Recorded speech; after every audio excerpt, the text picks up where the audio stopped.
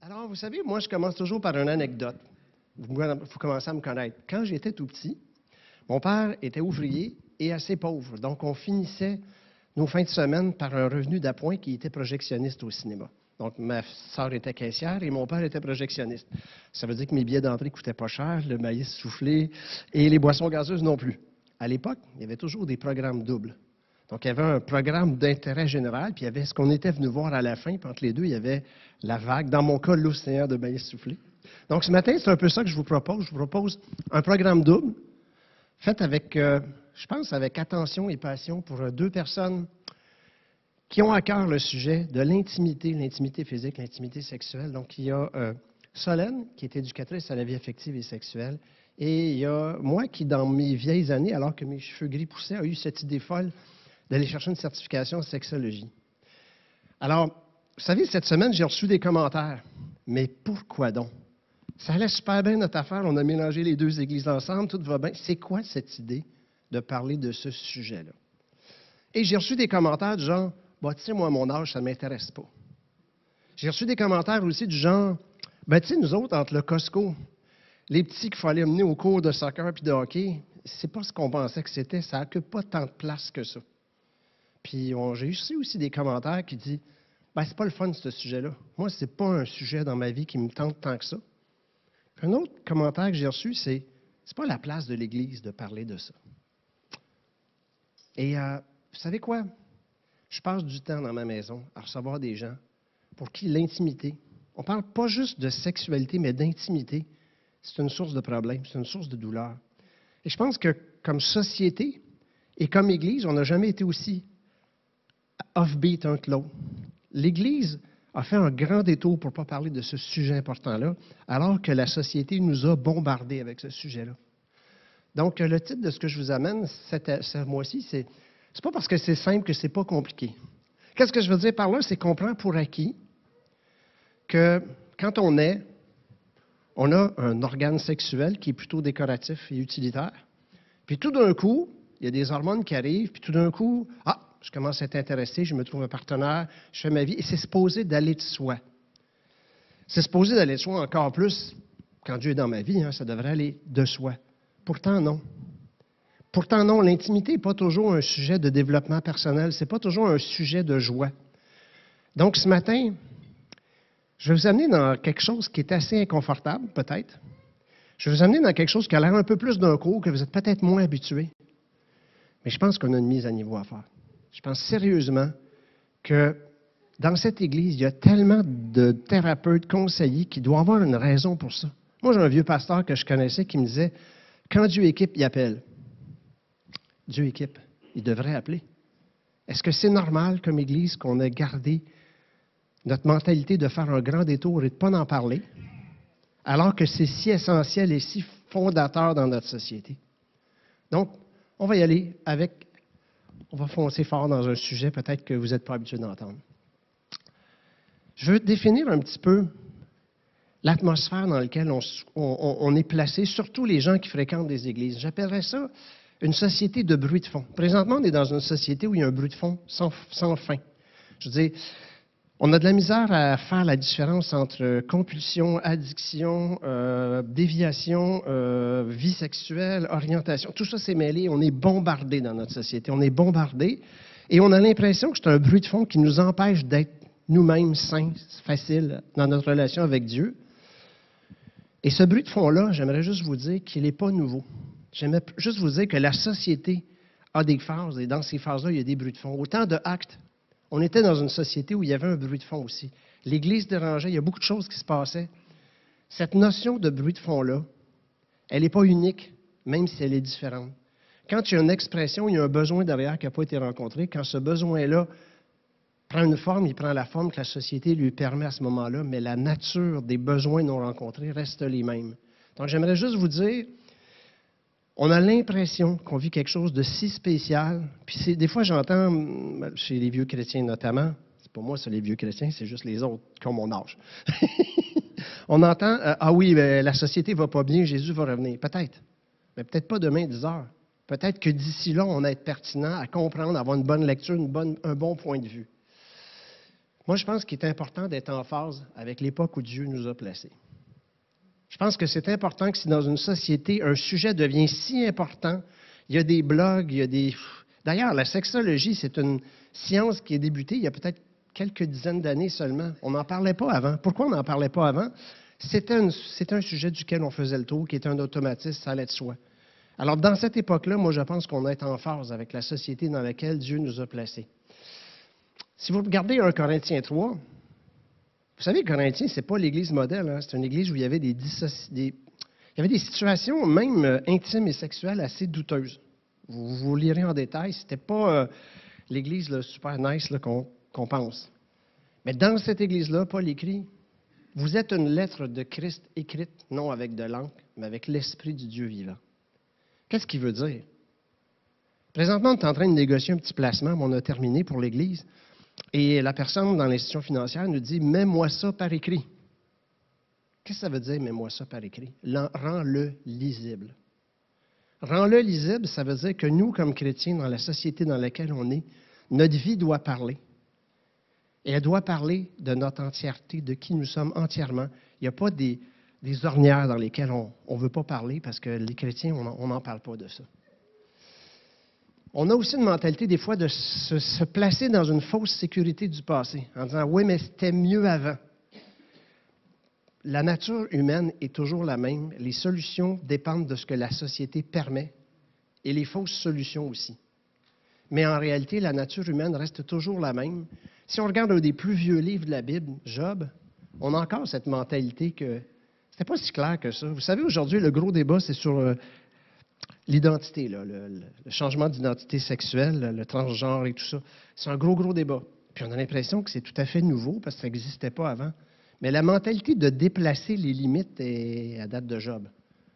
C'est pas nouveau. C'est juste, on a un moyen nouveau pour répondre à un faux besoin avec une fausse réponse.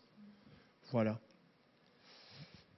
J'aimerais qu'on soit aussi moderne dans notre lecture, dans notre compréhension de la parole de Dieu. Qu'est-ce que je veux dire par là? Il ne faut pas désactiver les versets bibliques qui ne font pas notre affaire. De toute façon, plein d'associations, plein d'églises, c'est leur principe. Ce verset-là, je l'aime, je le prends. Ce verset-là, je ne l'aime pas. Je vais inventer une situation compliquée pour l'expliquer. Je ne parle pas de ça. Je parle de comprendre que la Bible n'est pas quelque chose de figé parce que Dieu est vivant.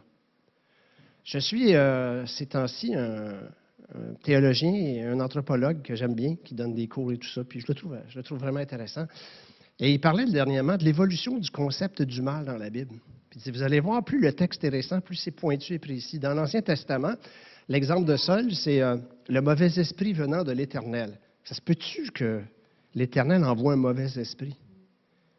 Donc, une compréhension que c'est spirituel, que c'est mal, mais il n'y a pas un raffinement. Quand on va plus loin, on s'en va dans l'Apocalypse, puis là, on a l'autre extrême, on a la personne de Satan qui est apparue dans le Nouveau Testament. Dans l'Ancien Testament, il n'était pas nommé, ce n'était pas encore précis. Non seulement on a ça, mais on se rend compte qu'on peut faire un culte, aller dans un lieu de culte et faire le contraire de ce que Dieu veut, tel point qu'on adore le mal. Donc, je veux juste faire comprendre que la Bible a permis une révélation progressive, parce que Dieu est vivant et parce qu'on est des êtres vivants. Donc, on devrait avoir une révélation progressive sur tous les aspects de notre vie. J'aimerais aussi qu'on se mette en tête que rien n'est figé. La vie, c'est un processus. Quand on regarde le texte de Genèse 1, vous êtes-vous déjà demandé qu'est-ce que ça fait Apocalypse puis Genèse dans la Bible? Je suis tout seul à se poser des questions ou ça vous est arrivé? Pourquoi? Au-delà de se poser des questions, pourquoi c'est là, le type d'écriture, pourquoi il y a deux récits, un qui aurait été ajouté après? Au-delà de tout ça, la grande signature de Genèse, pour moi, c'est un chef d'orchestre qui a créé tout et la vie comme un processus.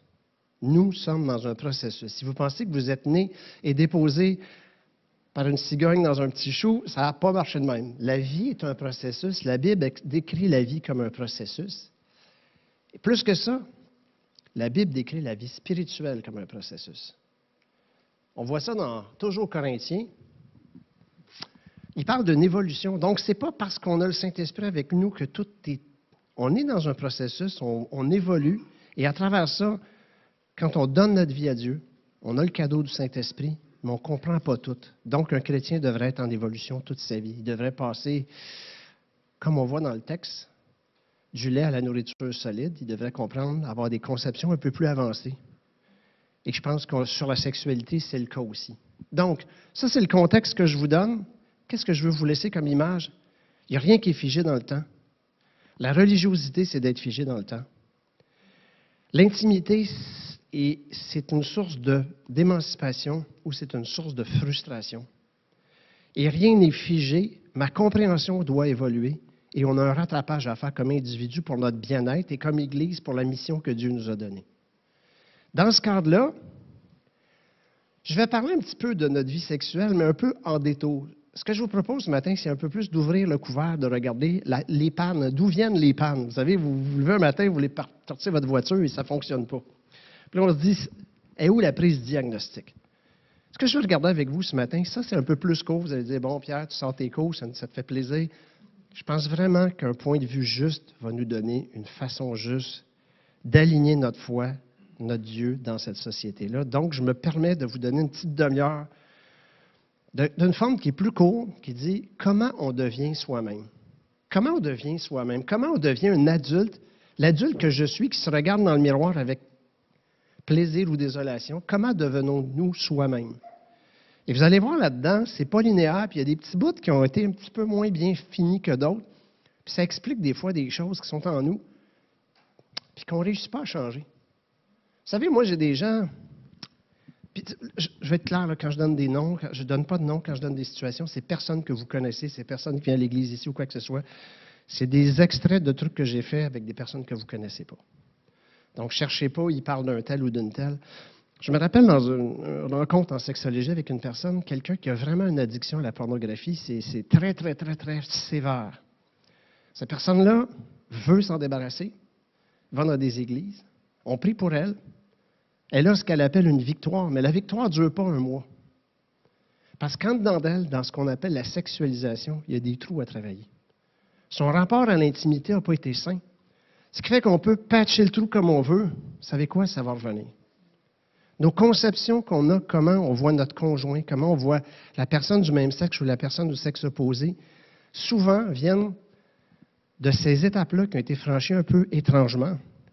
Et qui constituent des problèmes dans notre vie qu'on traîne après. Alors, comment devenons-nous soi-même? Ce matin, on va parler deux trucs, deux mots compliqués, la sexualisation puis l'individuation. La sexualisation, c'est quoi? C'est un processus qui commence à notre naissance, qui se termine vers 14 ans. C'est de la dépendance à l'indépendance. Tout ça, c'est la sexualisation. Et l'individuation, c'est de l'existence à la signifiance. Quand j'arrive à 13, 14, 15 ans, où les hormones ont commencé à prendre le volant de ma vie, je ne sais pas encore qui je suis, puis je ne sais pas encore ma place. Donc, si dans le processus de sexualisation, il y a eu des trous, bien, dans mon processus d'adulte, il y a des trous aussi. Voilà. Donc, on va commencer avec la sexualisation. Comment je pourrais vous expliquer ça? L'image la plus simple, c'est comme une pierre qu'on lance dans l'eau. Quand vous lancez une pierre dans l'eau, elle fait des ronds concentriques. Vous avez déjà vu ça? Devenir un individu sexué, c'est un peu comme... La naissance, c'est un peu comme une roche qui tombe, puis ça fait des ronds. Alors, je vous explique ça. Pas beaucoup de versets bibliques là-dessus, plus de la connaissance, mais je pense que ça va nous être utile. Donc, là, j'ai pris le schéma d'un petit garçon, pas parce que je suis sexiste, parce que c'est plus simple. Vous avez déjà entendu dire, « Ah, les filles, c'est compliqué. » Bien, en sexologie, c'est un peu vrai. Donc, on va prendre l'idée du petit garçon, c'est plus simple. Un petit garçon, quand il naît, ça, on le sait aujourd'hui, puis c'est important qu'on le comprenne. 0 à 2 ans, un enfant, c'est un petit garçon, ne sait pas qu'il existe séparément de maman. Maman est lui-même, maman est sa nourriture, maman est son toit. D'ailleurs, un petit enfant naissant qui est dans une crise de panique, vous lui mettez le son d'un cœur, puis il se calme. Il n'a pas de connaissance qui vient indépendamment de maman, il n'a pas d'identité, il est maman. Donc, on est dans la présexualisation, on n'est pas petit gars, petite fille, on est maman. Vient l'étape des 2-5 ans. Vous connaissez l'étape des 2-5 ans? On veut faire comme papa quand on a un petit gars. Donc là, on ne sait pas qui on est, mais on a un modèle dans notre intimité immédiate qui est papa. Donc le papa a un rôle déterminant pour former l'enfant. Donc cet enfant-là va l'aider dans sa première étape de prise de conscience qui existe lui-même. Donc si papa est un bricoleur, il faut acheter des jouets en forme d'outils pour que l'enfant s'identifie à papa. Vous connaissez tout ça. Dans la période 5 à 9 ans, L'enfant, il est en amour avec maman. Mon petit-fils, c'est exactement ça. Il a 7 ans, il est tout le temps collé sur sa mère. Puis là, sa mère, c'est la plus belle affaire qui existe au monde. Elle est super, sa maman, mais lui, il est à un autre niveau. Vous comprenez? Donc, là, donc, vous comprenez, je ne sais pas qui je suis. Je ne sais pas qui je suis, mais je vais être comme papa. Je commence à savoir qui je suis, mais mon modèle, c'est maman. Là, on passe de très, très concentré. Puis là, on tombe dans l'étape des 9, 12, 13 ans, où là, les filles, c'est burk. On veut jouer les petits gars ensemble. Vous avez connu ça? Vous avez connu ça? Les petits gars veulent jouer ensemble, les petites filles ils jouent ensemble, ils se regardent, puis c'est pas... bon.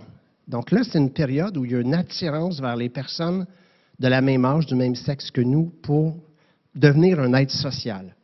Puis il y a l'étape après, les filles, wow! J'ai marqué que ça commence à 14 ans, puis c'est fini à 100 ans. Fait que si vous connaissez de quelqu'un 101 années, j'aimerais valider avec vous. En tout cas, ils disent que ça diminue, mais moi, les personnes les plus âgées que j'ai vues sont encore. Fait que j'ai mis 14 à 100 ans. D'accord? Donc, qu'est-ce qui s'est passé pendant ce temps-là? On est parti d'un être fusionnel qui ne sait pas qu'est-ce qu'il est, qui n'a pas d'identité propre, à un être social. C'est tout ça le principe de sexualisation. On ne parle pas juste de sexe, d'activité sexuelle, on parle qu'on arrive à cette étape-là quand toutes les étapes sont construites. On part d'un être dépendant à un être indépendant. Qu'est-ce que ça vous dit? À 14 ans, déjà à 14 ans, on est conçu pour avoir une certaine indépendance. Il y a un désir d'indépendance chez l'enfant de 14 ans qui va avec l'étape de sexualisation dans laquelle il est. Mais nous, on a créé l'adolescence, les contemporains. L'adolescence, ce sont des jeunes qui ont la capacité d'être adultes dans une société où on va leur refuser toute responsabilité jusqu'à 25 ans, 26 ans, parce que maintenant, c'est plus cher d'avoir un logement. Donc, vous réalisez la tension? La tension déjà qui va à contre-courant. Donc, si on amène nos jeunes à la jeunesse sans être conscient de ce besoin d'indépendance-là, déjà, c'est difficile. Puis là, je vous ai parlé d'un système normal, tu sais, ça va bien. Là. Ça irait bien si tout le monde, c'était cool, mais dans la réalité, il y a des perturbations. C'est quoi une perturbation? Il y a une autre roche qui est lancée puis qui vient brouiller les premiers ronds. C'est clair jusqu'ici ce que je vous dis? OK. C'est quoi des perturbations? Là, je vais mettre des mots, là, puis ça, c'est les choses qu'on parle jamais dans l'Église, là, mais on va y aller. On est brave, on est fort. Vous n'avez pas de tabac, personne? Je vous donne des exemples de perturbations qu'on connaît, qui sont documentées maintenant, qu'on sait ce que c'est. Je passe vite là-dessus, mais c'est important qu'on comprenne. 3 perturbations, la perturbation dans l'attraction, dans la dysphorie et dans le malaise identitaire. L'attraction. Là, si je prends l'exemple d'un petit gars, le petit gars, dans la période où papa, c'est son identité à lui, il y a comme une confiture qui n'a pas bien pogné, là. Donc, le petit gars, 2,5 % de la population vont être pris avec une attraction pour quelqu'un qui ressemble à papa. Donc, vous voyez l'origine de ce qu'on appelle l'homosexualité en termes sexologiques. Il faut distinguer ça d'avoir une pratique sexuelle. C'est un code d'attraction. Je suis, dès l'âge de 5 ans, plus attiré vers. Les études montrent que c'est à peu près 2,5 % de la population. Premier message qu'on n'ose pas dire dans les églises, si tu as ça, tu n'es pas tombé l'autre bord de la terre plate dans le vide. Il y a une place pour toi partout. Tu es bienvenu partout. C'est une situation qui n'est pas facile à vivre, avec laquelle tu as toute notre compassion. La dysphorie, vous avez entendu parler de ça. Dans notre société, il y a une pression. C'est comme ça qu'on pouvait choisir son identité de genre au magasin, puis on pouvait acheter ça. Je comprends toute la folie qu'il y a là-dedans. Mais dans la situation d'un enfant qui défusionne de 0 à 2 ans, des fois, la confiture a mal pris. 0,005 % de la population se sent dans le mauvais corps et c'est un malaise permanent. Donc, il faut en tenir compte. Parce que si une personne arrive ici avec ça, c'est très rare, ça n'arrive pas fréquemment. Ce n'est pas 60 % de la population comme on essaie de nous faire croire. Mais ça peut arriver et cette personne-là a droit à notre compassion. Le reste, c'est un peu tous nous autres. On est dans ce que j'appelle le malaise identitaire. Ça a l'air de quoi le malaise identitaire? Je vais vous donner des exemples précis. Une jeune fille qui devient ménopausée, excuse-moi, une jeune fille qui devient menstruée, j'en ai sauté un petit bout. Une jeune fille qui devient menstruée, donc on a les seins qui poussent, la graisse alentour de l'abdomen, c'est pas le moment le plus beau, c'est pas le moment où les filles se sentent le mieux, les boutons, tout ça. Puis on est dans un milieu où il y a beaucoup d'inceste, donc le père, pour se dissocier de ça, coupe toute relation affectueuse avec sa fille. Qu'est-ce que ça crée? Ça crée un malaise identitaire où le conjoint va être le remplaçant du père, où la tâche de maman va remplacer l'intimité. Ça, c'est du malaise identitaire. Le malaise identitaire, c'est toutes les étapes qui ont été mal faites, qui nous rejoignent tous, nous autres, qui fait qu'à un moment donné, notre rapport à l'intimité, tu sais, quand on se regarde dans le miroir, on ne se trouve pas la meilleure version de tout ce que l'univers a fait. Hein? Vous comprenez ce que je veux dire? Puis on ne se sent pas si bien équipé que ça pour être en couple, pour être père de famille ou mère, parce qu'il y a un malaise dans ces étapes-là qui se sont passées. Ma mère disait, ah, celui-là, il n'a pas été élevé, il a été garoché. On a tous été un petit peu garochés. Donc, pourquoi je vous dis ça? Je mets 3 malaises, il y en a d'autres. Je vous en mets 3 pour qu'on se sente tous impliqués. C'est pas juste, moi je suis bien, il y a des gens qui vont pas bien. On a tous dans notre vie des choses qui ont placé des marques dans nos vies qui sont difficiles. Donc, le premier processus qu'on vit, c'est la sexualisation. Puis le deuxième, c'est l'individuation, parce que les perturbations vont travailler très, très fort ici. Donc, on arrive dans une société. Je vous ai mis 3 modèles qui représentent la valeur dominante d'une génération. Vous n'êtes pas obligé d'être là-dedans, il y en a d'autres, vous pouvez être à 2 places. Mais la génération des années 60-70, eux autres, là, quand ils deviennent sexués puis qu'ils ont besoin d'indépendance, ils se sont lancés sur le travail. Leur identité était donnée vers le travail. La génération des années 80-90, eux, c'était par le centre d'intérêt. Ah, moi, j'aime la musique, ah, moi, j'aime les voitures, ah, moi, j'aime ci, j'aime l'équitation. Puis aujourd'hui, la société est vraiment axée sur l'écho du miroir virtuel. Donc, l'enfant qui a besoin d'indépendance à 8-9 ans, mais qui n'est pas sexué complètement, a accès à une indépendance totale virtuelle, mais il est lié physiquement et contraint jusqu'à 20-25 ans. Donc, vous voyez la grosse distorsion que ça propose. Individuation par le travail, ça veut dire quoi? Ça veut dire qu'on va investir dans la tâche aux dépens de l'intimité. Là, vous allez voir, des fois, il y a des répercussions même dans l'Église. Tu sais, pas de jugement, je vise personne. Il y en a dans l'Église, là, servir, c'est plus important qu'adorer. Parce qu'ils ont investi dans la tâche. Ils vont spiritualiser, on va prendre des versets bibliques, on va se dire, oui, mais on fait la bonne chose. Mais on a une douleur par rapport à l'intimité. On peut le voir dans l'Église, on peut le voir avec les amis, on peut le voir au travail. Puis on peut le voir que tranquillement, l'intimité dans le couple va disparaître parce qu'on est dans ce moule-là, puis on n'a pas travaillé à le déconstruire. Donc, l'intimité va faire place à la tâche. Donc, ça fait des gens qui viennent voir les gens en relation d'aide quand ils perdent leur travail, parce que là, ils ne sont plus personne. Quand les enfants partent, le syndrome du nid vide. Et aussi, on va avoir des femmes qui vont surinvestir le rôle de maman au détriment d'une relation intime avec leur époux, leur conjoint. Donc, voyez-vous que ce n'est pas si banal que ça. Il faut arrêter d'avoir les yeux aveugles, fermés, puis d'aller voir des spécialistes juste quand le boulon arrache de la roue. Il faut regarder en arrière de nous qu'est-ce qui nous conduit jusque-là. Quand on parle des gens d'individuation par les centres d'intérêt, ça, c'est des gens qui veulent de la nouveauté. Vous savez, vous ouvrez une bouteille de champagne, ça prend des bulles.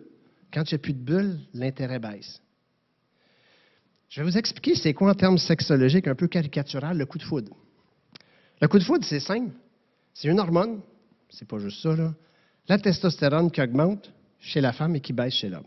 L'homme à peu près 30 à 60 fois plus élevé. Puis tout d'un coup, quand il rencontre quelqu'un avec qui il y a un match, comme on dit, chez la femme, la testostérone augmente. Ça lui donne plus d'attrait pour les contacts et l'intimité physique. Chez l'homme, à baisse, ça lui donne plus d'effet de plus intéressé à la relation avec l'autre, l'homme romantique. Vous savez? Mais ça, c'est une jolie dope. Hein, c'est le fun. Mais ça dure entre 12 et 18 mois.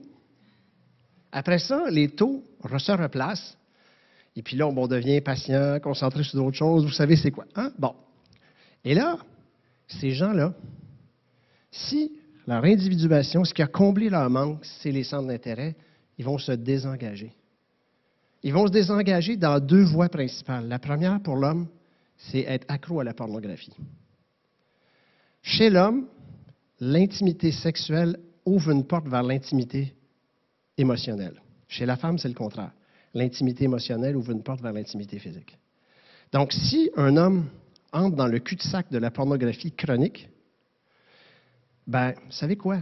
Il est pris dedans. Non seulement il est pris, mais ça défait ses relations avec ses proches. Et il ne le voit même pas. Donc, vous allez dire, quel rapport entre le collègue de travail et l'addiction à la pornographie? Il est direct. Il est direct. Chez la femme, ce qui va souvent remplacer, c'est la romance chimérique. C'est tout arrivé là, de dire « Ah, il me semble que tel mari est tellement plus hot que le mien. Pourquoi Dieu tu m'as donné cette affaire-là? Hein? » Ça vous est déjà arrivé de penser ça. Il y a comme un piège là-dedans. Il y a un piège de... C'est le pattern conventionnel. La romance chimérique est chez la femme l'équivalent de la pornographie chez l'homme. Juste ce que je veux vous faire comprendre, c'est que quelqu'un qui est très centré sur ses centres d'intérêt, qu'est-ce qui n'est pas guéri chez lui? C'est qu'il faut que Christ devienne son centre d'intérêt premier. Parce que sinon, vous allez venir, on va prier pour vous, on va vous accompagner, mais il n'y a plus de lien relationnel solide dans votre vie, donc vous allez vous retirer. Moi, j'ai un couple que j'ai rencontré déjà. Le monsieur était dans une addiction qui l'empêchait de vivre, là. Une addiction pornographique depuis des années, chrétien. Et la dame n'a plus de vie du tout de couple. Elle arrive de travailler à 18 h, 19 h, Netflix, 23 h dodo. 7 jours par semaine, Netflix. Plus d'église, plus de prière, plus de couple, plus d'intimité. Donc, on voit ce que ça donne quand on va à l'extrême. Donc, prenons soin de nous parce que ça peut arriver. Puis, je vais vous parler de la génération de notre jeunesse.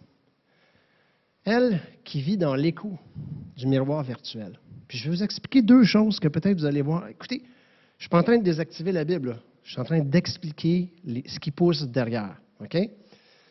On a des jeunes qui sont autonomes, qui ont une vie virtuelle indépendante dès 8 ans, 9 ans, mais qui ont un lien d'attachement qui n'est pas terminé avec le parent et qui est étiré à cause de notre société. Donc, les enfants qui sont rendus des adultes sexués crient leurs besoins d'indépendance qu'on ne leur permet pas. Ils ont trouvé deux façons de répondre. Ces deux façons-là, la mode des tatouages. Si vous avez un tatou, vous trouvez ça beau, là, pas de jugement, je ne suis pas là. La mode des tatous, c'est quoi avant tout? C'est de dire, je ne saurai pas ce que tu as fait de moi. Je vais devenir moi-même, même si je force à dormir dans le sous-sol chez vous pendant 30 ans. L'autre chose, c'est le changement de sexe que vous entendez tant parler, qu'on ne parle jamais dans les églises. Ça répond à un besoin chez les enfants qui sont devenus adultes d'être autre chose que ce que les parents veulent qu'ils soient. Oui, c'est un enjeu nouveau, c'est un enjeu qui n'existait pas avant parce que ce n'était pas possible. Mais cet enjeu-là est très présent parce qu'il répond à un besoin. C'est quoi un péché en passant? On a toujours dit que c'est à faire fausse route. Alors, pour ces gens-là qui abîment leur corps, ben, c'est de prendre un mauvais problème et d'y appliquer la mauvaise solution avec un bon cœur. C'est ça qu'on voit. Il faut voir la différence entre ce que j'ai dit, le petit bonhomme qui ne se sentait pas à l'aise dans son corps, ça c'est une chose, puis les autres qui sont dans une espèce de processus d'indépendance forcée avec le parent. Pourquoi je vous fais un point sur tout ça? On va revenir avec la parole de Dieu. Parce que là, je vous ai donné un petit cours de Sexo 101. Puis là, vous dites, ça t'a fait plaisir, on a vu que tu n'as pas perdu ton temps dans les 3 dernières années, c'est cool. Mais à quoi ça va me servir? À comprendre qu'on est tous dans une ère particulière, c'est l'ère des tempêtes identitaires. Que ce soit ton mari avec qui tu n'as plus d'intimité parce que les enfants sont partis, que ce soit ta femme qui n'est plus l'objet de tes désirs, que ce soit que tu manques de nouveaux intérêts et que tu es blasé dans la vie, que ce soit ce que tu veux, ou en même moment donné que tu as des attractions que tu as de la misère à comprendre, il y a ça, il y a les activités qu'on a aussi, et il y a les addictions, il y a les compulsions, tout ça c'est mêlé. On est tous dans des malaises identitaires. Il ne faut pas faire semblant que tout va bien. On a tous des malaises identitaires. C'est l'ère des tempêtes identitaires. Cette société-là, c'est l'ère des tempêtes identitaires et nous sommes appelés à briller dans cette société-là. J'aimerais vous donner un verset que vous n'avez peut-être pas vu dans ce sens-là. C'est Matthieu 8. Voici, il s'éleva sur la mer, une si grande tempête que la barque était couverte par les flots. Puis lui, il dormait. Les disciples s'étant approchés, le réveillèrent. Il se leva, menaça les vents, la mer, et il y eut un grand calme. Je vous ai souligné des mots en orange. Ça, c'est la porte d'entrée par en avant. C'est celle qu'on est habitué. On rentre comme des pompes pentecôtistes, quel que soit le problème. Arrière de moi, Satan, problème réglé, pouf, fini.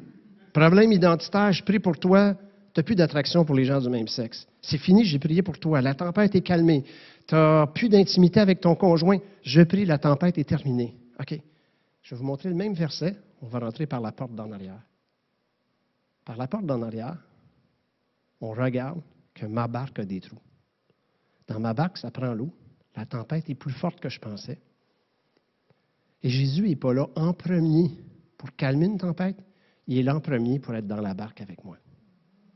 Dans l'ère de la tempête identitaire, excusez, dans l'ère de la tempête identitaire, la présence d'un Dieu réconfortant va être essentielle. Dans l'ère de la tempête identitaire, la Bible, ça ne sera pas un niveau pour mesurer ce qui est acceptable et ce qui ne l'est pas en fonction des trous dans ta propre barque. Mes trous sont plus petits que les tiens, Alain. Donc, moi, je suis selon Dieu, pas toi. C'est terminé, ça. Toutes nos barques sont couvertes d'eau. Toutes nos barques ont besoin d'être vidées constamment. Et ils ont besoin de la présence de Dieu dans nos vies. Le calme, c'est sûr que c'est l'action de Dieu. Mais je l'ai très fort sur mon cœur de développer un cœur de compassion et un cœur de soin personnel. Je vais aller plus vite parce que ça avance. Dans notre ère de tempête identitaire, on a 2 choses à faire. La première chose, c'est d'arrêter de répandre nos versets bibliques, mais de faire comme Paul dit dans Corinthiens 2, répand en tout lieu l'odeur de sa connaissance. L'odeur de sa connaissance. Donc, ma barque aussi, elle a des trous. Ce n'est pas parce que tu as tel enjeu, que c'est une autre génération qui a d'autres moyens, que c'est différent. On est tous dans le même bateau. Ma barque a besoin. Je veux être celui qui travaille sur soi. Je veux être celui qui sent bon, qui goûte bon, puis qui peut aider les gens comme moi. Viens, vois. Moi, j'ai quelqu'un dans ma barque. Tu sais, c'est pas parfait, là. Ça flotte pas toujours super bien, mais je travaille. Puis, tu es juste comme moi, puis on est ensemble des humains à la recherche de quelqu'un qui va stabiliser notre barque. Je termine là-dessus. Il y en aurait beaucoup à dire. J'ai essayé d'aller le plus court possible, puis je ne veux pas que ça soit juste de la théorie. Je termine là-dessus en vous disant, prends soin de ta barque. Ici, il y a Solène, il y a plein de gens, Caroline, Isabelle. J'ai jamais vu une église. Si tout le monde était ici, on serait peut-être 200 personnes, même pas. J'ai jamais vu une église avec tant de spécialistes dans le soin à soi. Si on parle des Céline, Geneviève, tout ça, mettez-les tous ensemble. Qu'est-ce qui est le message que Dieu veut nous donner? De prendre soin de notre barque, puis d'être, savez-vous quoi, un centre de réparation des barques. C'est ce que je pense qu'on est appelé à faire. Et je vais juste arrêter là-dessus, puis je vais inviter Solène à s'en venir, parce que c'est une spécialiste de réparation de barques. Donc, on va continuer avec quelqu'un qui sait de quoi elle parle, qui a une expérience là-dedans. Je vous remercie de votre attention.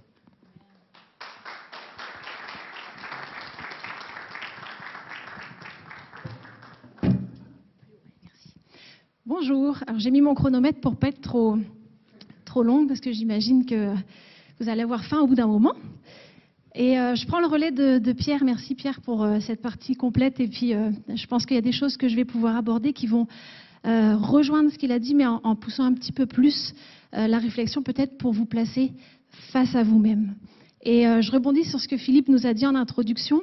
Dieu nous a créés sexués et il n'en a pas eu honte. Et pour ceux qui en doutent aujourd'hui, j'ai choisi 2 versets de la Bible, donc des versets inspirés. Embrasse-moi, embrasse-moi donc. Ton amour m'enivre plus que le vin, plus que la senteur de ton huile parfumée. Tu es séduisant comme un parfum raffiné. Prends-moi par la main, entraîne-moi et courons. Conduis-moi dans ta chambre, rends-nous follement heureux tous les deux. Célébrons ton amour plus enivrant que le vin. Alors ça, c'est si c'est pas sensuel, plaisant, amoureux, passionnant. Là, je peux que juste confirmer que Dieu a créé la sexualité et il l'a créé aussi pour le plaisir, pour même les sensations physiques et le bonheur de partager cet amour. Que ta source soit bénie, fais ta joie de la femme de ta jeunesse, sois en tout temps enivrée de ses charmes, sans cesse épris de son amour. Donc, la sexualité est bien un cadeau de Dieu. Elle est comme un jardin, une parcelle de jardin qu'il nous a confiée. Et le but est que nous en jouissions pleinement. Et si c'est un si beau cadeau, si c'est si waouh, si dans ce verset-là, on sent l'amour, la passion, l'attraction, pourquoi alors est-ce qu'il y a tant de défis liés à la sexualité dans nos couples aujourd'hui, même en tant que célibataires? Pourquoi est-ce que, si c'est si bon et merveilleux, j'entends régulièrement ce genre de remarques auprès de personnes que je peux accompagner? Suis-je vraiment obligée de me donner à mon mari à chaque fois qu'il en a envie? J'ai besoin de regarder de la pornographie pour maintenir mon excitation. Nous n'avons plus de relation intime, alors je me satisfais tout seul. Je me sens comme un objet quand on fait l'amour. J'ai un blocage. La pénétration est impossible pour moi. Le sexe me dégoûte. C'est plus fort que moi, j'ai besoin d'aller voir ailleurs, etc., etc., etc. Pourquoi, si c'est si beau, on fait face à ça? Pierre en a parlé un peu, et moi j'irai sur le terrain vraiment toujours du jardin. Dieu a bel et bien créé l'homme et la femme sexués. Dans le jardin d'Éden, c'était pour qu'on puisse vivre en relation, une relation harmonieuse à tous égards, et y compris au niveau de notre sexualité. Sauf que vous savez comme moi que le péché est entré dans ce jardin. Et en entrant dans ce jardin, eh bien, on en a perdu l'essence. Et il y a des conséquences encore aujourd'hui. Ce qui était un jardin de délices, eh bien, ça a été mis à mal, ça a été entaché par le péché. Et cette parcelle de jardin que Dieu nous a confiée aujourd'hui, un beau jardin, vraiment c'est un cadeau. Il nous a confié cette parcelle de jardin, c'est de ma responsabilité de l'entretenir et d'en prendre soin. Et j'aimerais dans cette partie, vraiment, la question qui va sous-tendre ces quelques minutes qu'on va passer ensemble, c'est comment est-ce que j'ai pris soin de mon jardin jusqu'à aujourd'hui? Comment est mon jardin aujourd'hui? Et que vous puissiez vraiment scanner votre jardin et voir là où il y a besoin peut-être de défricher, restaurer, ressemer, peu importe. Mais je vais vous amener vraiment en 4 points, très très rapides. Je vais effleurer le sujet, ça va être comme une sensibilisation. 4 points, humains et sexués, ados et sexualité, couple, sexualité, célibataire, sexualité. Ça va être rapide, ça va être des questions auxquelles vous allez pouvoir répondre intérieurement. Et puis s'il faut, si c'est pertinent, j'enverrai les questions à Pierre peut-être pour les renvoyer pour que vous puissiez réfléchir à la maison. Humain et sexué. Je vais passer vite sur celle-ci, très vite, parce que c'est vraiment la partie de Pierre. Je voudrais juste m'arrêter sur le fait que dans la construction de la petite enfance, c'est là que va se créer, va se générer la capacité que je vais avoir à m'attacher, âme, corps, esprit, à mon conjoint. Donc, comment je vais m'être construit dans la petite enfance, dans le lien d'attachement, dans la construction de ma sexualité, ma sexualisation, eh bien, ça va contribuer à comment je vais être capable, en mesure de m'attacher à l'autre sainement. Et vivre une sexualité saine, c'est être capable de s'attacher âme, esprit et corps à l'autre. Et en fonction de comment on s'est construit, ce n'est pas toujours évident. Et puis, je n'ai pas une bonne nouvelle pour vous, c'est qu'il n'y a personne ici qui s'est bien construit dans cette période. Donc, on a tous des failles, des séquelles, des manquements dans notre sexualité, du coup, et notre manière de nous attacher. Alors, ma question, c'est quel est mon rapport à la sexualité aujourd'hui? Parce qu'en fonction de mon rapport à la sexualité, eh bien, en fonction de ça, mon regard sur la sexualité, ma relation de couple va en être impactée. Puis la manière dont je vais aussi parler verbalement ou non avec mes enfants de ce sujet va aussi impacter leur propre construction à ce niveau-là. Donc, j'ai 4 questions pour vous. La première, comment est-ce que je contribue à un sain développement de mon enfant au niveau de sa sexualité? La deuxième, comment mon estime de moi-même influence-t-elle ma confiance dans mes relations intimes? Suis-je gênée d'utiliser certains mots ou de parler de ce sujet avec mes enfants, ados ou encore avec mon conjoint? Ai-je le sentiment de m'être fait voler ce cadeau de Dieu ou une partie de ce cadeau? Voilà les questions avec lesquelles je vous laisse. Et maintenant, je vais aller sur la partie ados et sexualité. L'adolescence, Pierre en a parlé, grosse période, gros changements internes, externes, hormones qui déboulent. Concrètement, comment nos ados aujourd'hui peuvent,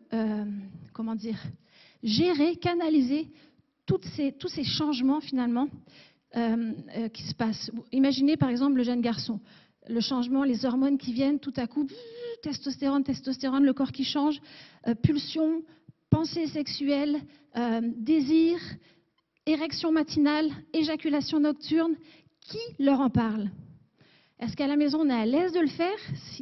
Sinon, qui le fait? Et puis comment est-ce qu'ils vont aller chercher des réponses à tous ces bouleversements qui se disent est-ce que je suis normal? Qu'est-ce qui se passe? La société va répondre à toutes leurs questions. Mais de quelle manière? La jeune fille qui, pareil, toutes ces hormones qui viennent, ce changement, qui a ce désir de plaire tout à coup, qui va se faire belle, qui a besoin de plaire, mais une amourette, mais les répercussions derrière aussi qui peuvent avoir lieu. Qui va leur montrer l'exemple? Et j'arrive donc à mes questions. Je vous avais dit qu'il y aurait beaucoup de questions. La première, auprès de qui nos jeunes peuvent trouver des réponses, des repères dans ce domaine? Internet, les amis, la pornographie. Est-ce que les parents sont suffisamment à l'aise et équipés pour les préparer? Ce n'est pas évident non plus. Mais c'est une vraie bonne question. Quel est le rôle de l'Église par rapport à nos ados? Et j'arrive à ma troisième partie, couple et sexualité. Alors, on aurait pu parler des heures et des heures aussi sur ce sujet, mais j'ai choisi un axe. Un axe qui va vous permettre encore une fois de scanner votre jardin. J'ai choisi l'axe de l'attachement. Je l'ai dit tout à l'heure, une saine sexualité, c'est la capacité à s'attacher âme, esprit et corps à l'autre. Et l'homme quittera son père, sa mère, s'attachera à sa femme et les deux deviendront une seule chair. S'attacher, c'est s'attacher pas que physiquement. D'ailleurs, c'est l'aboutissement. L'attachement sexuel, c'est l'aboutissement de l'attachement émotionnel, spirituel. Et il vient comme sceller l'union, l'unité.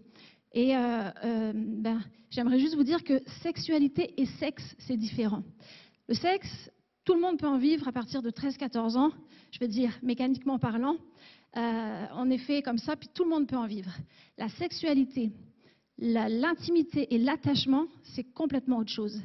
Et l'état des lieux dans mon couple ce matin, comment suis-je attachée émotionnellement à mon conjoint?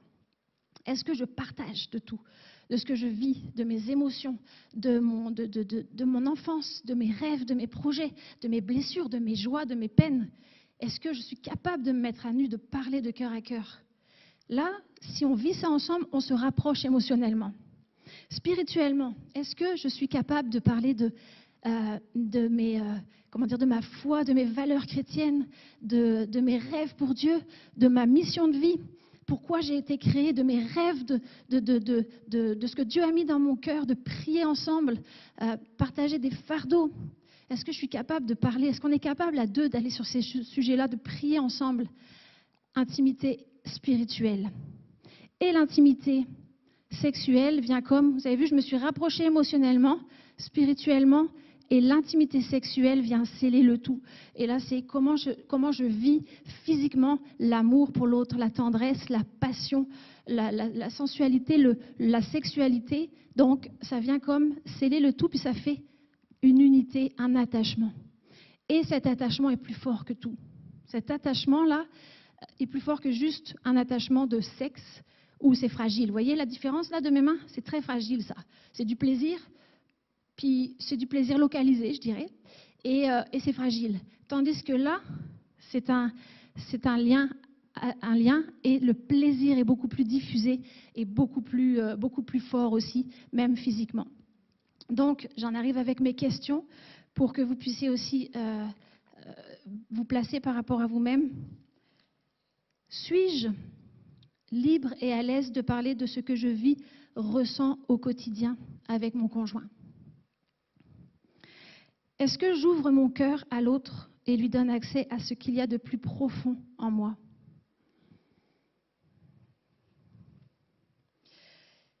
Suis-je capable de me mettre à nu devant lui, même si cela implique qu'il découvre mes faiblesses? Cette question-là, je m'y arrête un petit peu. c'est souvent que je vois qu'il y a des difficultés aussi dans ce domaine-là, dans les couples, une difficulté à se mettre à nu. Et c'est lié à toutes sortes de blessures, puis de craintes. Mais sachez une chose, c'est que plus vous allez réussir ensemble dans le lien de confiance que vous avez et de l'amour que vous avez, que vous allez réussir à vous mettre à nu pour laisser votre conjoint voir les profondeurs de votre âme, de votre cœur. Profondeur, ça veut dire des fois lumière, mais des fois noir. Mais plus vous allez être capable, dans la confiance et le respect, de vous mettre à nu l'un envers l'autre, plus vous vivrez un lâcher-prise aussi dans la sexualité. Il y a un lien direct, une mise à nu. Et plus votre plaisir aussi dans votre sexualité va en être impacté aussi. Il y a des liens, c'est énorme les liens qu'il y a vraiment entre la sexualité et ce qu'on vit dans le reste du couple.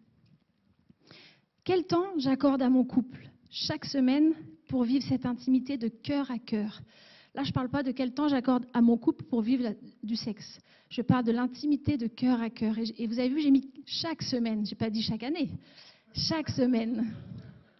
Au cas où. Je me suis dit, je vais préciser quand même. Parce que chaque couple devrait prendre un temps, selon moi, par semaine, minimum, pour prendre soin de la relation. Et justement, la question suivante, à qui ou à quoi ai-je laissé du terrain pour me laisser voler cet espace d'intimité?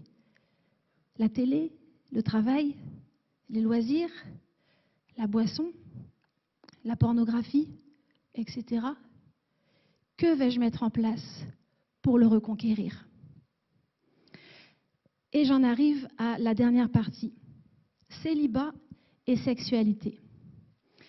Alors, au cas où, certains ne le savent pas, les célibataires, les personnes seules, sont faits de la même manière que les personnes qui sont mariées. Donc, il y a aussi des hormones, il y a aussi des désirs, il y a aussi des pulsions, il y a aussi le besoin d'être aimé, d'aimer. Donc, les personnes seules, les personnes célibataires sont faites de chair et d'os et aussi sexuées. Alors, c'est super, c'est une très bonne nouvelle, mais concrètement, comment faire pour gérer, canaliser cette énergie sexuelle quand on est célibataire? Comment bien le vivre? Comment le vivre au mieux? Eh bien, j'aimerais d'abord lever quelques idées reçues. Tout d'abord, c'est parce que j'entends souvent ces choses-là, donc au cas où certains parmi nous le penseraient, ce n'est pas le mariage ou la sexualité qui fera que la femme se sentira complète, aimée ou heureuse ou comblée. C'est quelque chose que j'entends souvent. Quand je serai mariée, je serai comblée. Elles se sentent comme la moitié, une moitié manquante d'une autre moitié, mais non. Tu peux être célibataire et tu peux être complète, être heureuse, vivre, entrer dans ta mission. Oui, tu auras ce besoin d'aimer, d'être aimée, c'est normal, mais tu peux quand même être heureuse et complète. Pas besoin de l'autre. D'ailleurs, c'est un faux mythe, parce que l'autre, quand il va arriver, tu seras malheureuse parce que tu verras que ce n'est pas lui qui va t'apporter le bonheur. Deuxième idée reçue, ce n'est pas le mariage qui réglera tes problèmes de dépendance sexuelle qui se sont installés avec le temps, comme la pornographie. Ah, quand je serai mariée, ça ira mieux parce que là, je pourrai assouvir mes besoins. Tu vas l'amener avec toi. Masturbation compulsive, tu vas l'amener avec toi. Ce n'est pas le mariage qui réglera tes problèmes. Là, mieux vaut les régler avant. Il est normal qu'un homme ressente des pulsions et du désir sexuel assez fréquemment. La testostérone est tellement présente dans le corps de l'homme, elle est responsable des pensées sexuelles et donc c'est normal qu'il y ait du désir, qu'il y ait des pensées, sans pour autant qu'on pense de lui que c'est un pervers. Je le dis parce que des fois ça s'entend aussi. Ah, il pense tout le temps qu'à ça, il pense tout le temps qu'à ça. C'est un pervers. Non, Dieu l'a fait comme ça. Donc c'est normal. Après, c'est qu'est-ce qu'on en fait qui est différent. Et c'est normal aussi qu'en tant que femme, seule, tu ressentes des besoins, du désir parfois d'être en présence d'un homme, d'être aimée, chérie, du désir sexuel aussi, surtout pendant la période de l'ovulation. Ce qui est important, c'est de ne pas réprimer ces pensées, ces pulsions, ces désirs, de les étouffer. C'est important de ne pas les étouffer parce que le risque, c'est qu'on se dit « Ah non, je ne peux pas, je ne suis pas mariée, il faut que je me… » Et donc on étouffe, mais on envoie à son cerveau la chimie qui dit, quand il y a une pulsion, une pensée, pas bien, stop. Et donc, quand je vais être mariée, tout de suite, je me prédispose à ne pas me donner accès à ma sexualité pour quand je vais être mariée. Donc, quand je vais être mariée, je vais avoir du désir sain envers mon mari, mais la neurochimie là-dedans, ça va faire son chemin, puis ça va dire stop, pas bien. Et donc, je vais me priver aussi, je vais avoir quelque part des troubles ou des séquelles aussi dans ma sexualité. Et on ne veut pas ça, rappelons-nous que c'est un cadeau de Dieu, un beau jardin. Donc, c'est important de ne pas la réprimer, de ne pas l'étouffer. Ah mais Solène, c'est marrant là, comment je fais? Comment je fais concrètement? Tu me dis de ne pas l'étouffer, mais je suis toute seule. Eh bien, ce n'est pas des réponses waouh que je vais vous donner, mais c'est des pistes de solutions quand même pour bien vivre, ou vivre au mieux cette période en attendant la suite pour vous. Juste comprenez que la décharge hormonale qu'il y a dans l'orgasme, c'est les mêmes hormones qu'on peut trouver en faisant des types d'activités différentes et variées, comme du sport, comme manger un gâteau au chocolat ou du chocolat, comme écouter de la musique, comme passer du temps entre amis, connecter. Plusieurs activités en fait du quotidien vont faire que ces hormones-là, dopamine, ocytocine, etc., vont être aussi sécrétées. Donc, vous pouvez aller chercher pour votre corps comme un soulagement à ce niveau-là. D'une autre manière, vous pouvez comme dévier votre énergie, votre pulsion sexuelle vers d'autres types d'activités. Donc, comme la sexualité, je l'ai dit tout à l'heure, c'est émotionnel, puisque ça englobe tout le corps et non pas juste le sexe, c'est émotionnel, spirituel et physique, et bien en tant que célibataire, développez de l'émotionnel avec des amis. Créez-vous un groupe d'amis, sortez ensemble, ayez du fun ensemble, connectez. Connectez vraiment l'émotionnel, connectez cœur à cœur ensemble avec des amis. Bien important, avec des amis pour lesquels vous vous sentez aimé, pour qui vous êtes et respecté pour qui vous êtes. Ensuite, spirituel, passe du temps avec Dieu. Apprends à connaître Dieu, apprends à connaître qui tu es en sa présence aussi. Trouve ton bonheur et ta complétude, si c'est français, je pense que oui, en lui. Et développe ta relation avec lui. Développe, c'est ça, ton lien, ton écoute aussi auprès de lui. Et physique, fais du sport. Fais du sport, alors il y en a qui sont sportifs, ça va être facile, d'autres moins sportifs, il y a d'autres pistes, mais fais du sport individuel, du sport collectif, du gym, de la danse, du fitness. Écoute de la louange, la musique, la louange aussi, c'est pareil, il y a des hormones qui se passent à ce moment-là. C'est quoi que j'allais dire? Je ne l'ai pas noté en plus. En tout cas, fais du sport, écoute de la musique, et louange, etc. Et puis surtout, apprends à reconnaître la pulsion sexuelle en toi pour la canaliser et la dévier dans une autre direction, mais surtout sans l'étouffer. Très, très important. Et ça m'amène à donc mes questions de scan de mon jardin. Suis-je à l'aise avec la manière dont je canalise mon énergie sexuelle? Quels axes de travail pourrais-je mettre en place pour mieux vivre mon célibat? Donc, on a vu 4 points, on a effleuré vraiment 4 points, mais c'est 4 points qui vous ont permis peut-être d'aller juste vérifier les contours de cet espace, de ce terrain que Dieu vous a donné, avec ce que Pierre a apporté, avec ce que j'ai apporté en complément. Puis j'arrive donc à ma conclusion. Et la question est, à quoi ressemble ton jardin? À quoi ressemble mon jardin? Je vais demander aux musiciens de venir et de pouvoir jouer doucement derrière, parce que j'aimerais juste vous inviter à prendre un temps de calme, d'introspection. Et est-ce que ton jardin ressemble à ça? Envahi par des mauvaises herbes, des branchages morts, c'est le fouillis, c'est le bazar, c'est pas entretenu. Est-ce que ton jardin ressemble à un jardin où les taupes ont pris le contrôle et elles sont venues saccager? Puis Tu ne peux pas faire un pas sans trébucher dans ton jardin. Est-ce que c'est un renard ou des animaux sauvages qui sont venus sur ton territoire, sur ton jardin, puis qui t'en ont volé une partie au fur et à mesure? Puis ils sont dessus, puis tu peux même plus aller sur ton jardin parce que il est là, puis il a établi son territoire. Comment est ton jardin aujourd'hui? Oui, le péché, en entrant dans le monde, est venu saccager, détruire. Mais en Jésus,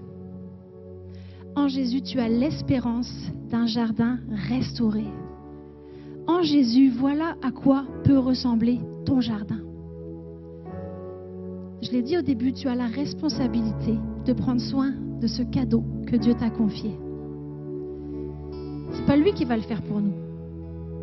Il nous donne sa parole et à moi de l'inviter à régner sur ma vie, à suivre ses préceptes, ses commandements. À moi d'aller chercher du secours si j'en ressens le besoin. À moi d'aller chercher auprès de lui la guérison si j'ai été blessée, meurtrie, si j'ai subi quelque abus, quelques traumatismes dans l'ordre de ma sexualité, dans mon enfance ou peu importe. Mon jardin aujourd'hui, je vous inviterai à fermer vos yeux juste pour observer.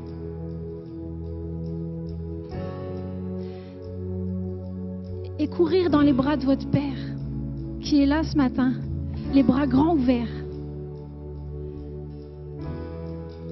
Il est plein d'amour, plein de grâce, plein de compassion. Si tu t'es éloigné, égaré, que tu as laissé ton jardin pour en faire n'importe quoi, mais qu'aujourd'hui tu prends conscience que tu t'es égaré et que tu as besoin de faire un retour vers le Père, eh bien reviens vers lui. Cours dans ses bras. Si tu t'aperçois que des blessures, de l'amertume, une mauvaise compréhension de ce qu'est la sexualité, de ce qu'a été ce cadeau de Dieu pour toi dans ta vie, si tu comprends que c'est là présent dans ton jardin et que tu as besoin de guérison et de restauration, cours dans ses bras. Cours, n'attends pas. Ça prend ce matin une mise en action de ta part. Lève-toi, approche-toi de Dieu. Remets-lui ta sexualité. N'oublie pas qu'il en est le créateur. Remets-lui la sexualité qu'il a créée pour toi dans ta vie à la base.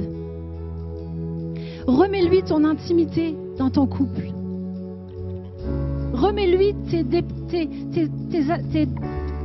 dépendances, tes tentations. Et confie-lui, demande-lui de régner sur ta vie. Confie-lui ta vie. Confie-lui avec toi de pouvoir veiller sur ton jardin. Et ce matin aussi, si tu prends conscience que tu as besoin d'une aide extérieure, eh bien, go. Il n'y a pas de honte et pas de peur à avoir. La honte et la peur te rendent esclave. La vérité te libère. Alors ce matin, l'équipe de louange va reprendre une partie de ce chant dans le calme de ta présence. Ta paix me restaure. Tu me donnes la vie. Qu'on puisse rester dans cet état d'introspection, en prière, et qu'on puisse laisser le Saint-Esprit visiter nos cœurs, visiter notre jardin, et le laisser simplement agir.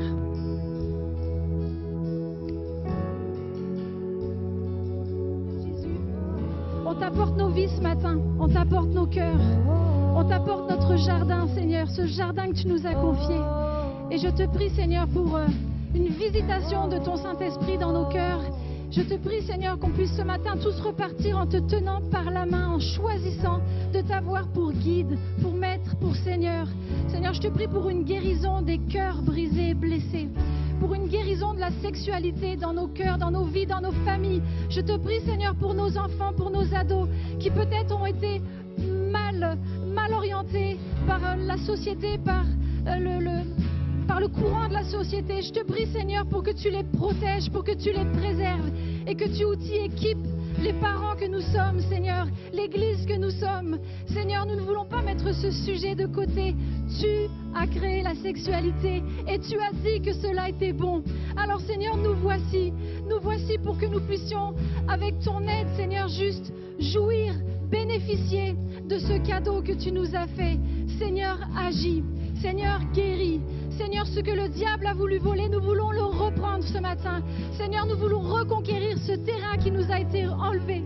Et Seigneur, nous voulons nous engager à prendre soin de ce cadeau, à prendre soin de notre intimité, à prendre soin de ce jardin, de nos relations, à prendre soin de nos enfants, à prendre soin de nos frères et sœurs, à être remplis de compassion, de bienveillance, Seigneur, et de grâce. Seigneur Jésus, oui, viens, agis et règne sur nos vies. Alléluia. Amen.